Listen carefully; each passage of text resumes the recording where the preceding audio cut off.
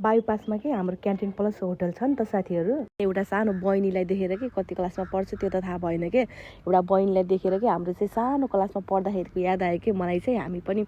हाम्रो पनि स्कुल के हामी चाहिँ 4 जना साथी थियो, हामी चाहिँ एकदम मिल्ने बेस्ट फ्रेन्ड। अनि हामी दुईजनाको चाहिँ नजिक थियो अनि अरूको चाहिँ अलिकति टाढा थियो, टाढा भन्नाले पनि अलिकति।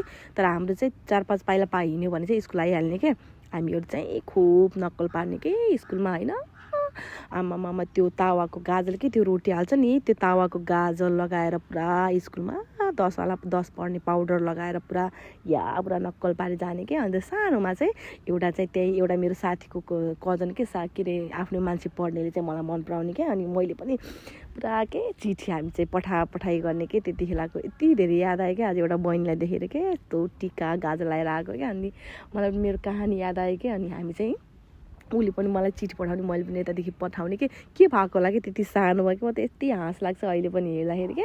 अनि हतार म चाहिँ घरको जेठो छोरी होइन, मैले चाहिँ सब काम भ्याउनु पर्ने कि। बहिनीहरू सानो, अनि चाहिँ टिफिन खाना नास्ता खाना आउने घरमा भातै खाने, अनि छिटो भाँडा माझेर हामी स्कुल जाने कि। फेरि भरे आयो भने चाहिँ हामी दाउरा घाँस जानुपर्छ नि त।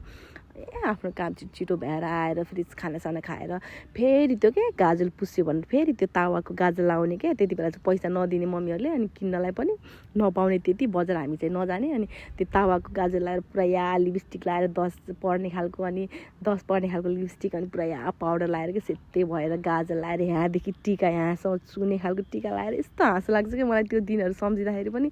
तर एकदम फन्नी, एकदम रमाइलो थियो कि त्यो जिन्दगी। न टेन्सन, न कसैको झन्झट, न कसैको प्रेसर, एकदम मजा खालको लाइफ के। अनि आउने स्कुल जाने 4 बजी चाहिँ छुट्टी हुन्थ्यो। अनि सबै साथीहरू बोटलेर कि हामी चाहिँ जङ्गल जाने भारी के अरे स्याउला दाउरा ल्याउने। अनि त्यसपछि चाहिँ बाटोमा आएर जङ्गलमा रात पर्छ भने कि बाटोमा आएर हामी चाहिँ गुच्चा खेल्ने, अनि त्यो पिङ खेल्ने राति चाहिँ घर जाने क्या। मम्मीहरू कहिले चाहिँ टर्च लगेर खोज्न जान्थ्यो, यस्तो पिट्ने यस्तो गाली गर्ने हाम्रो बानी देखेर।